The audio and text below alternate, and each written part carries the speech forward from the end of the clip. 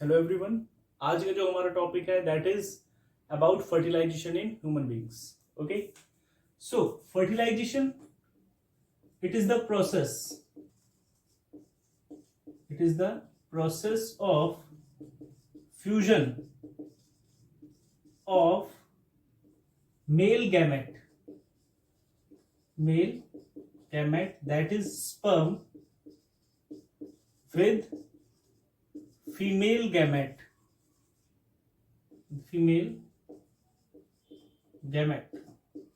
that is secondary oocyte, या इसमें हम मेंशन कर देते हैं आगे चल के ओवम या egg, to form zygote that is known as fertilisation. जो फर्टिलाइजेशन है in human beings it is internal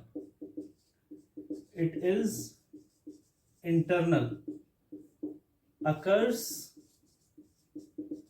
inside the body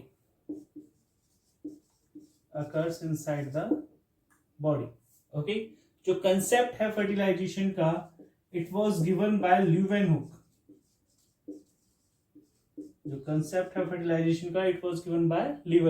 okay, in 1683 में कंसेप्ट दिया ल्यूवेनहुक ने। Okay, what is the site, कहां पे हो रहा है फर्टिलाइजेशन, साइट कौन सी है फर्टिलाइजेशन की? एम्फ्यूला, इस्थमस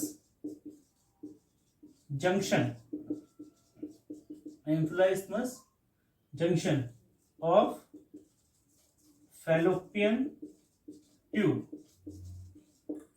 ट्यूब में एम्फिला इस्थमस जंक्शन पर होता है जो फर्टिलाइजेशन है।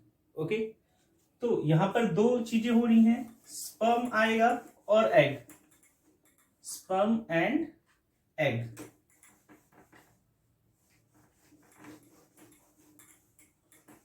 First we will study about arrival of sperm. Arrival of sperm. Okay, जो मेल पार्टनर है, male releases the sperm into the female body during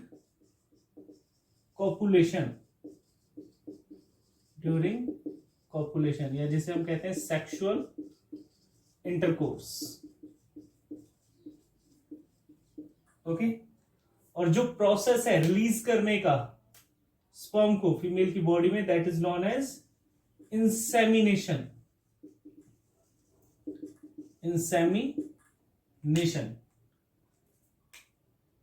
release of sperm, process of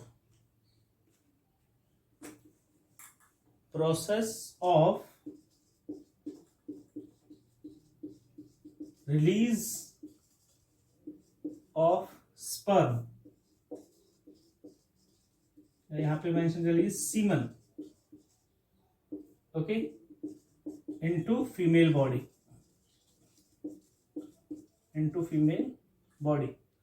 okay, और female body में भी जो female genital tract है,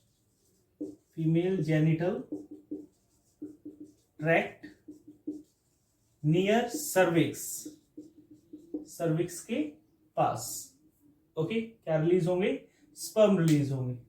इनका number कितना होता है? तकरीबन 300 millions of sperm. 300 million of sperm are released, okay, during one time, एक टाइम में। ओके, फिर क्या होगा? मूवमेंट ऑफ स्पर्म, कैसे ये स्पर्म मूव करेंगे? मूवमेंट ऑफ स्पर्म, ये जो स्पर्म है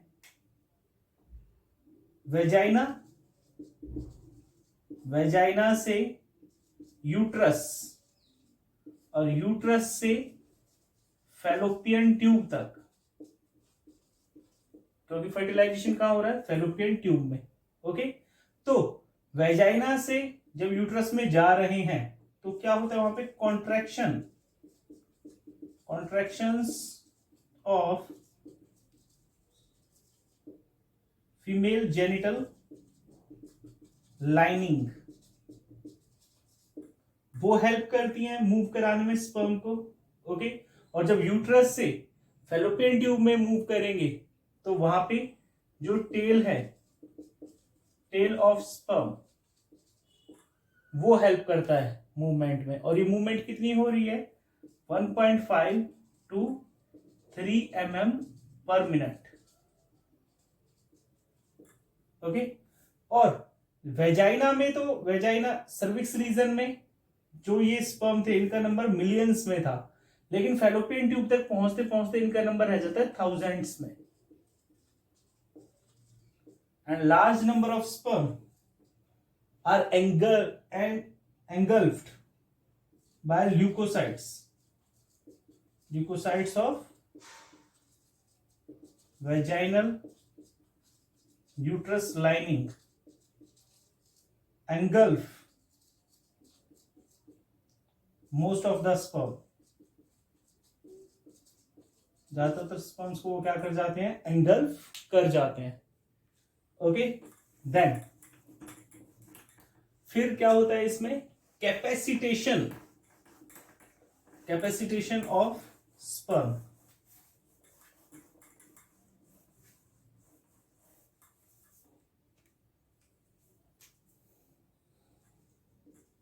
capacitation of sperm, capacitation of sperm takes about 5 to 6 hours. Okay, it takes 5 to 6 hours. और कैपेसिटेशन हो कहां पे रहा है, it occurs in female genital tract,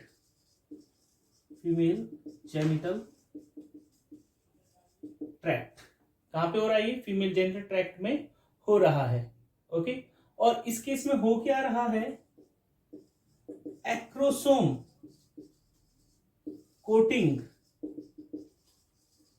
coatings are removed,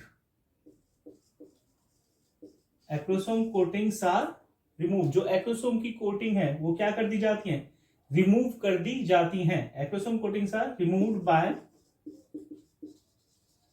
female genital tract secretions and sperm को बनाया जाता है, is made capable to fertilize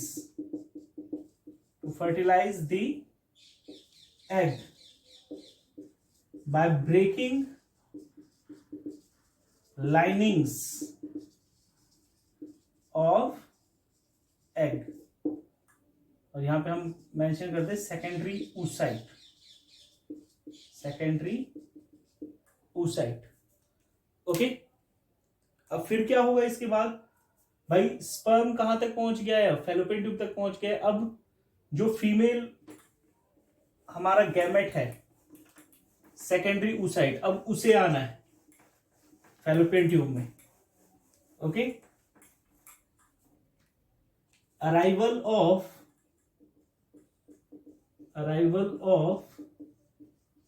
secondary oocyte, और कहां पे आना है इसे आना है फैलोपियन ट्यूब पे, एम्फुला इस्थमस जंक्शन में। Arrival of secondary oocyte at ampulla isthmus junction. Okay, ovulation के दौरान जो सेकेंडरी oocyte है वो रिलीज होता है। ओके, और सेकेंडरी oocyte को कैप्चर करेगा कौन, फिम्ब्री। कौन कैप्चर करेगा, fimbriae present in infundibulum region. Infundibulum region क्या करते हैं, फिम्बरी क्या करेंगे, capture secondary oocyte, okay. Secondary oocytes जो है is transferred to ampulla isthmus junction, किसकी हेल्प से, with the help of cilia, with the help of cilia जो प्रेजेंट है, present in fallopian tube, fallopian tube में, okay, is that clear. Then जो egg है हमारा, इसका जो लाइफ टाइम है that is of 24 hours, so it must be fertilised within 24 hours. 24 hours में से क्या करना पड़ेगा, फर्टिलाइज करना पड़ेगा स्पर्म को, ओके। फिर इवेंट्स, कौन कौन से इवेंट्स हैं फर्टिलाइजेशन में, इस डायग्राम की हेल्प से भी हम कर लेंगे उन्हें।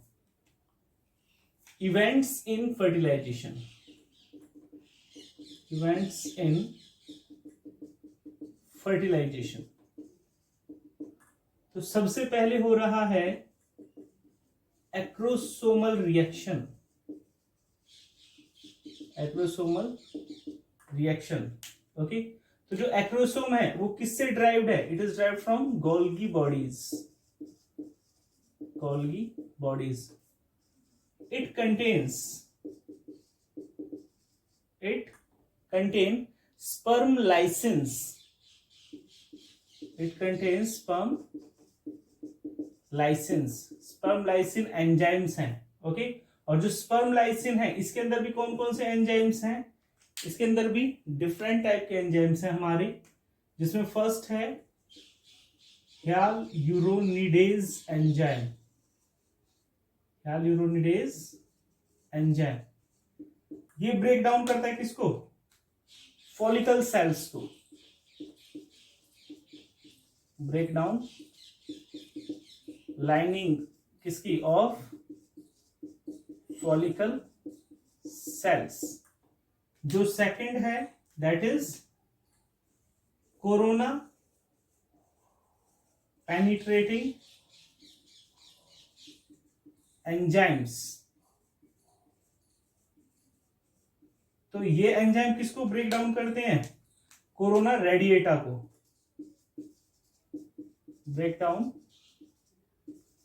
Corona radiata. And third one is zona licence,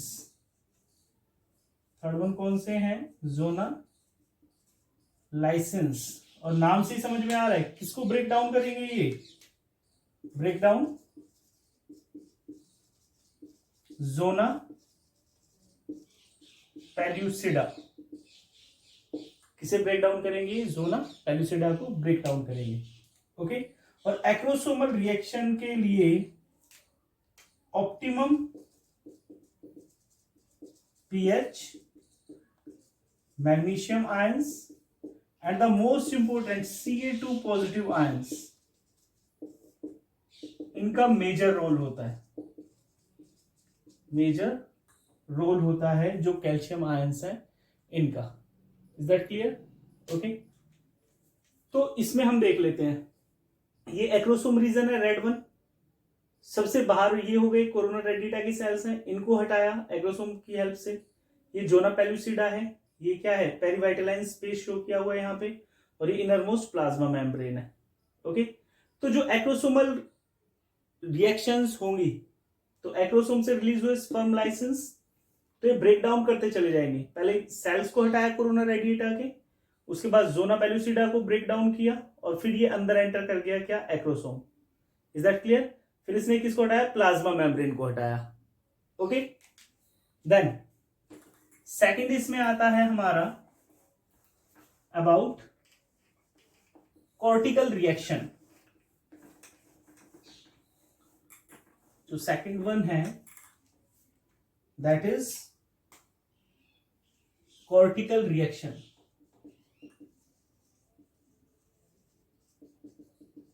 cortical reaction, okay. जो कॉर्टिकल रिएक्शन है it is performed by cortical granules. ये जो रेड में शो किए हुए हैं क्या है, ये cortical granules present below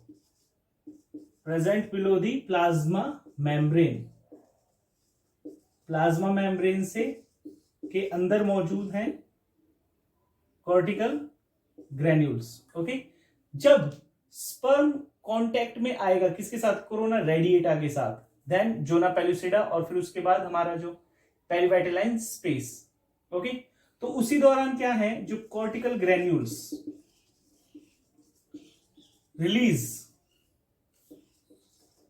release करेंगे ये कॉर्टिकल एंजाइम्स, ओके। यहां शो किया हुआ है ये कॉर्टिकल एंजाइम्स रिलीज किए कहां पे, जोना पेलुसिडा में और पेरिवाइटलाइन स्पेस में। Cortical enzymes in zona pellucida and perivitelline space hardens them, इनको हार्ड कर देंगे, हार्डन्स देम टू प्रिवेंट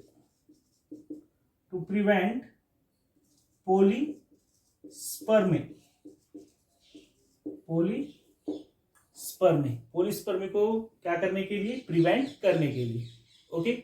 और इसे कहा जाता है, इस प्रोसेस को भी कहा जाता है डीपोलराइजेशन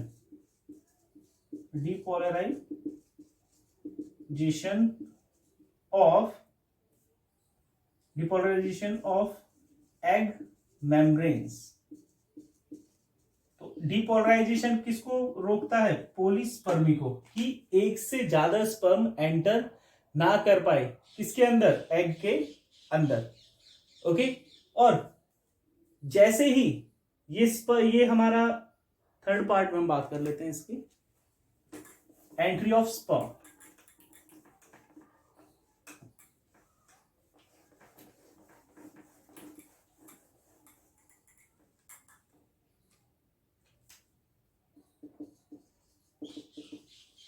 जो थर्ड स्टेज है दैट इज स्पर्म एंट्री।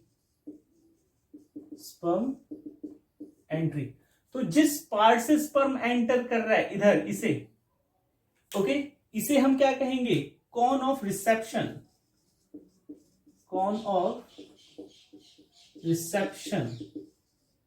या फर्टिलाइजेशन कॉन,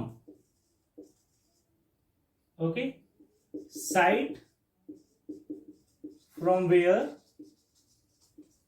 स्पर्म एंटर्स, जहां से स्पर्म एंटर करेगा किसमें, इन दी secondary oocyte।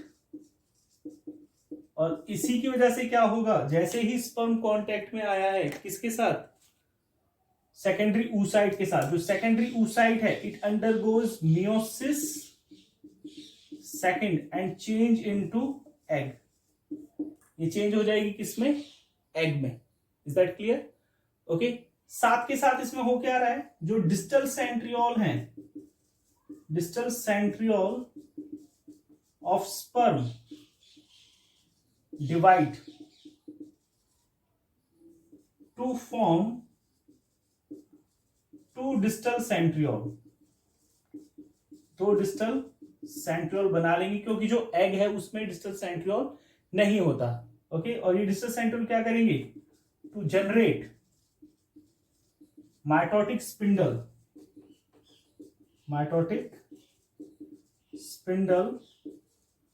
During cell division के दौरान। Is that clear, okay. अब क्या हुआ, फिर आता है नेक्स्ट स्टेप हमारा, दैट इज कैरियोगेमी।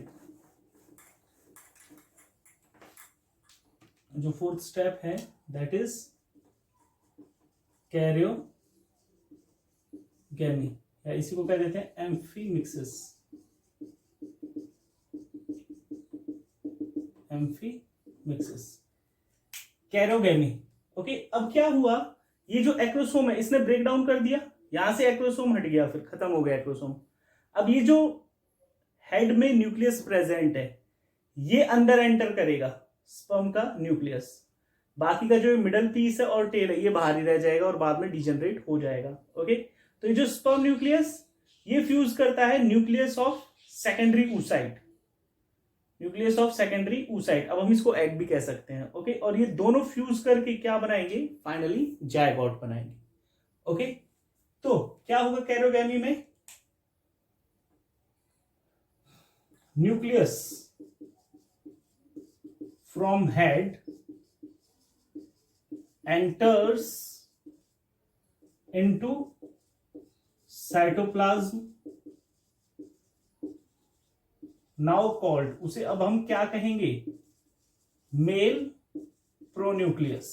क्या कहेंगे, मेल प्रोन्यूक्लियस। और ये जो मेल प्रोन्यूक्लियस है, male pronucleus fuse with female pronucleus और क्या बना लेगा, जायगोट बना लेगा। इसका नेचर कैसा है, हैप्लॉइड, इसका नेचर कैसा है, हैप्लॉइड। जायगोट बना, इसका नेचर कैसा हो जाएगा, डिप्लॉइड। तो जायगोट कैसा है, डिप्लॉइड सिंगल सेल। कैसा है जायगोट, डिप्लॉइड सिंगल सेल। और इसमें जायगोट में क्या आएंगे, चेंजेस आएंगे, क्लीवेज होगा, आगे चल के क्या बनाएगा, एम्ब्रियो, और एम्ब्रियो से आगे चल के क्या बनता है, organism. Okay, after 9 months in human beings. Is that clear. फिर आता है इसमें हमारा सिग्निफिकेंस, क्या सिग्निफिकेंस है फर्टिलाइजेशन का। डायग्राम को रब कर लेते हैं अब हम।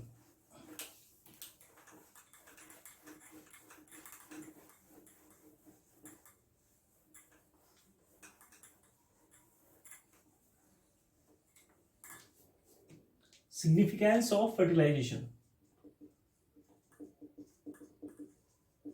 सिग्निफिकेंस ऑफ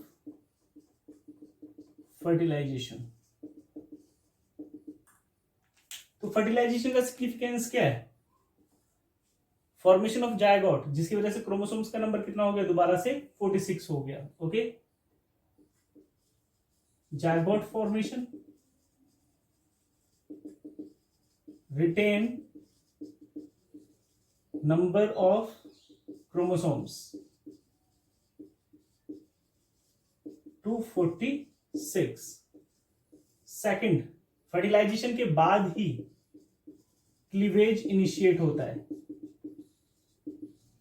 और इसकी वजह से क्या हो रहा है, सेक्सुअल रिप्रोडक्शन है, ब्रिंग्स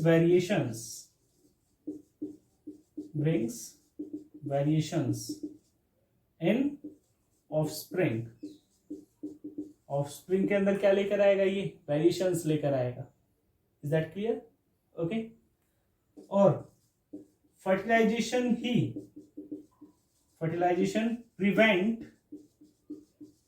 पॉलीस्पर्मी, और फर्टिलाइजेशन से ही डिटरमाइन होता है सेक्स डिटर्मिनेशन ऑफ ऑर्गेनिज्म। बात कर लेते हैं सेक्स डिटर्मिनेशन के बारे में। Sex determination in human, sex determination in human. Okay, तो जो मेल है, मेल रिप्रोड्यूस विद फीमेल, तो मेल के अंदर नंबर ऑफ क्रोमोसोम्स कितने हैं, 46। यहां भी कितने हैं, 46 फीमेल के अंदर। ओके, कैसे हैं ये 46, 44 प्लस एक्स या वाई। 44 क्या ऑटोसोम्स है और ये क्या है, सेक्स क्रोमोसोम्स। इसमें क्या है, 44 प्लस एक्स एक्स, ये सेक्स क्रोमोसोम्स है, ये ऑटोसोम्स है। ओके, तो क्या होगा फिर यहाँ पे गैमेट्स बनेंगे। तो गैमेट्स किस तरीके के बने, 22 प्लस एक्स वाले स्पर्म बने, या फिर 22 प्लस वाई वाले स्पर्म बने। यहां से बना एग और उसके अंदर 22 प्लस एक्स आएगा, एग है ये। ओके, अब यहां पे हुआ फ्यूजन, तो यहां पे 44 प्लस एक्स एक्स, तो ये जो बनेगा क्या होगा, बेबी, फीमेल बेबी, क्योंकि क्या है यहाँ पे x x S x chromosomes, और इसके साथ मिलकर 44 प्लस एक्स वाई, ये क्या बनेगा, बेबी बॉय। तो 50-50% चांसेस होते हैं गर्ल होने के या बॉय होने के। Is that clear? ओके, एक छोटा सा कंसेप्ट और रह जाता है हमारा फर्टिलाइजेशन थ्योरी के बारे में।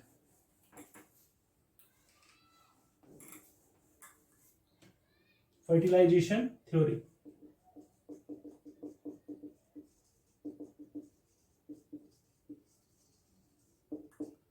fertilization theory, it was given by F.R. Lillies। किसने दी ये, F.R. लिली ने दी, कब, 1914 में। 1914 में ऑब्जर्व किया किसमें, इन सी अर्चिन। किसके केस में, ऑब्जर्विंग एक्सटर्नल फर्टिलाइजेशन। जब एक्सटर्नल फर्टिलाइजेशन हो रहा है तो कैसे एक ही स्पीसीज के जो स्पर्म है वो उसी की स्पीसीज के एग के साथ फ्यूज करते हैं। तो वहां पे उन्होंने कंसेप्ट दिया फर्टिलाइजिन एंटी फर्टिलाइजिन कंसेप्ट। तो उन्होंने कहा कि जो फर्टिलाइजिन एंटी फर्टिलाइजिन है क्या है ये, दीज आर ग्लाइकोप्रोटीन्स। क्या है ये, ग्लाइकोप्रोटीन्स। और कैसी होती है ये, species specific, species specific. Okay, कैसे याद रखेंगे, जो फर्टिलाइजिन है it is released by egg and fertilizin are released by sperm. Okay, तो ये स्पीसीज स्पेसिफिक है। कैसी है ये, स्पीसीज स्पेसिफिक। तो only same species sperm